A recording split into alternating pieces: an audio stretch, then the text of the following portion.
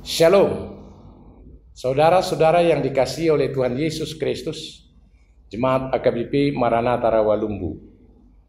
Sebelum kita mengawali tugas dan pekerjaan kita hari ini, hari Senin 28 Februari 2022, marilah kita terlebih dahulu dengar-dengaran dengan firman Tuhan. Untuk itu saya mengajak saudara, kita berdoa. Kasih karunia dan damai sejahtera dari Allah Bapa kita dan dari anaknya Tuhan Yesus Kristus kiranya menyertai saudara-saudara sekalian. Amin. Firman Tuhan yang menyapa kita pada hari ini tertulis dalam kitab Nabi Yesaya pasal 65 ayat 17, dikatakan demikian. Sebab sesungguhnya Aku akan menciptakan langit yang baru dan bumi yang baru. Hal-hal yang dahulu tidak akan diingat lagi dan tidak akan timbul lagi dalam hati.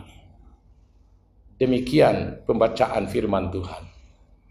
Saudara yang dikasihi oleh Tuhan Yesus Kristus, seseorang bisa mengalami sesuatu yang disebut traumatis, yaitu saat dia mengalami sesuatu peristiwa yang sangat berat sehingga dia tidak bisa melupakan peristiwa tersebut. Kapanpun bisa muncul. Ini merupakan suatu persoalan hidup yang sangat besar. Saudara-saudara yang dikasihi oleh Tuhan Yesus Kristus, demikian halnya yang dialami oleh umat Israel saat mereka terbuang jauh ke Babylon, dan saat mereka kembali, mereka punya harapan bahwa kehidupan mereka akan lebih baik. Tapi nyatanya saudara-saudara, saat mereka kembali ke Yerusalem, mereka toh masih mengalami peristiwa-peristiwa yang boleh kita katakan tidak sesuai dengan yang mereka harapkan. Kenapa demikian? Karena mereka harus membangun kembali puing-puing kota Yerusalem. Demikian juga mereka melihat bait suci di mana kehancurannya yang sangat luar biasa, di mana tidak ada batu bertindih dua di sana karena kehancurannya. Melihat keadaan demikian, ada perasaan seolah-olah bahwa mereka sangat pesimis. Saudara yang dikasihi oleh Tuhan Yesus, namun di sini nubuatan daripada Yesaya memberikan pengharapan kehidupan yang lebih baik ke depan.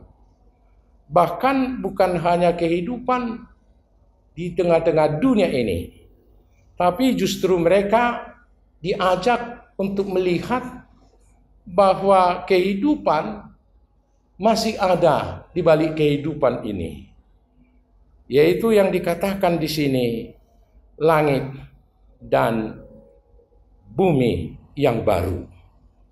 Saudaraku yang dikasihi oleh Tuhan Yesus Kristus, hal ini tentu memberikan suatu optimisme bagi umat yang tengah menghadapi situasi yang berat demikian. Mereka justru jauh diajak untuk melihat ke masa depan, bahkan sampai zaman eskatologi, di mana dalam kerajaan Tuhan yang kekal itu, di sana akan tercipta kehidupan yang penuh damai dan sejahtera. Saudaraku yang dikasihi oleh Tuhan Yesus Kristus, tentu kehidupan kita pada saat ini. Apalagi sedang kita hadapi suatu peristiwa yang sangat berat, yaitu COVID-19 dengan bermacam variannya. Sekarang kita menghadapi satu varian baru yang disebut Omikron. Banyak saudara-saudara di antara kita, baik di antara jemaat kita, yang menderita sakit COVID-19 ini. Saudaraku, tentu hal ini boleh membuat kita bisa lemah. Terlebih bagi orang yang tengah menderita, ada pertanyaan dalam hidupnya, kenapa saya bisa mengalami sakit penyakit ini? Saudaraku, Anda tidak perlu khawatir. Sebagai orang beriman, orang percaya, kita percaya bahwa itu akan segera berlalu. Tuhan dan Allah kita yang kita sembah itu akan memberikan hari yang lebih baik ke depan. Jadi jangan terus patah semangat. Apakah itu karena dampak COVID-19 ini? Di antara kita mungkin banyak yang mengalami tantangan. Mungkin ada di antara kita yang sampai di PHK, tidak mendapat pekerjaan, dan hasil yang diharapkan tidak sesuai dengan harapannya.